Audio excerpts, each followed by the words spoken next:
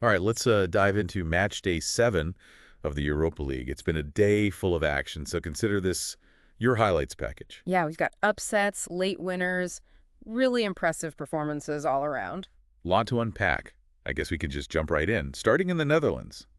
Twente, 3. Malmo, FF, 2.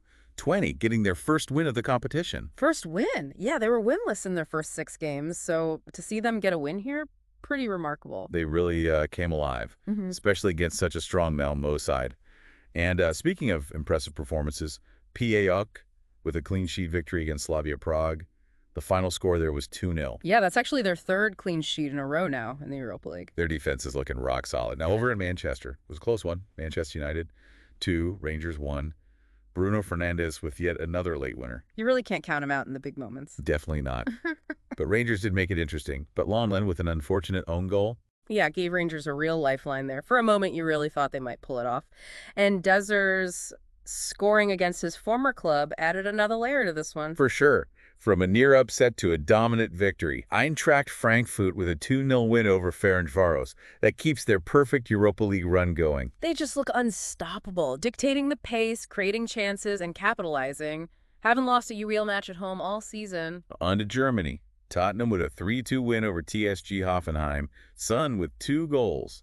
But it was a close one. Yeah, a controversial overturned penalty decision in this one could have easily swung the momentum the other way. Tottenham got a little lucky to escape with all 3 points. I think they were happy to take the win after their recent struggles domestically.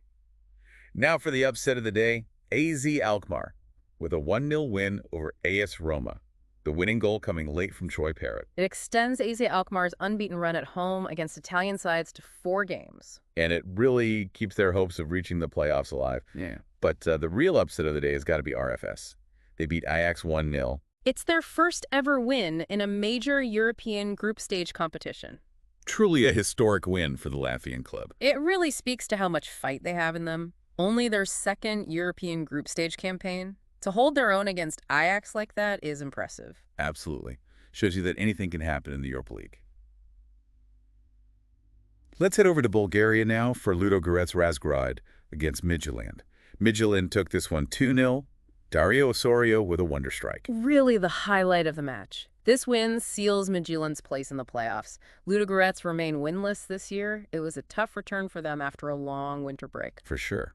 Moving on to Rome, where Lazio dominated Real Sociedad with a 3-0 win. Yeah, they really controlled the tempo. Sociedad going down to 10 men didn't help their cause either. Certainly not.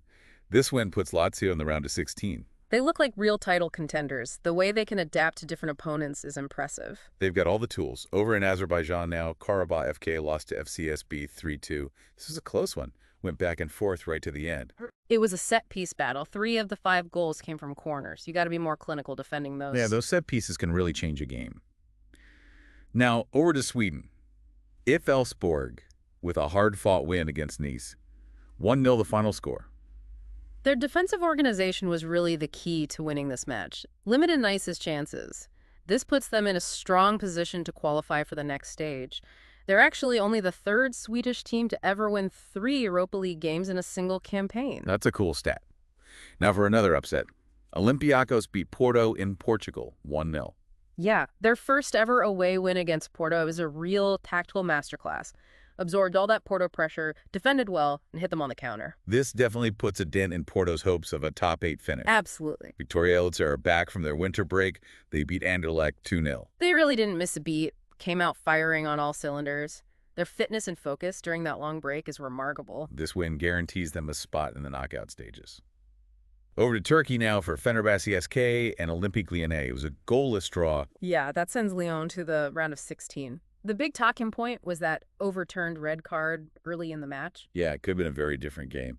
Fenerbahce's hopes are hanging by a thread. They really struggled to create chances despite dominating possession. On to our next match. FK Bodo Glimt beat Maccabi Tel Aviv 3-1. A comfortable win for Bodo Glimt. They're guaranteed at least a seeded spot in the playoffs now. It was all about their attack in this one. Quick passing, good movement, clinical finishing. They've been dominant domestically, Mhm. and it looks like they're ready to make a mark in Europe. Last match of the day, Royale Union St. Gilles beat Braga 2-1. It was a comeback win. Ivanovic the hero with 2 goals. He's on fire. 8 games in a row with a goal. Remarkable feat. Braga put up a good fight but couldn't contain him. So we've covered all 16 matches. We saw some great wins, some upsets. Match day 7 definitely didn't disappoint. So looking ahead to the final match day, what will all these results mean? Well, a lot of teams are still in the running. A lot of it comes down to the final day. It's going to be an exciting finish. Before we dive into all the possibilities, though, Sure, we should probably talk about the top 8 spots. Huge advantage to avoid that playoff round. right, so a lot at stake for teams like Manchester United, Porto as well. Definitely. But we can't forget about those underdogs. Teams like RFS, IF Elfsborg. They've been really impressive. Can they keep it up, though? That's the question, isn't it? And I'm also curious to see how those teams who've been struggling domestically, will they find some success in the Europa League? Tottenham, for example. Can they escape their woes, or will it carry over?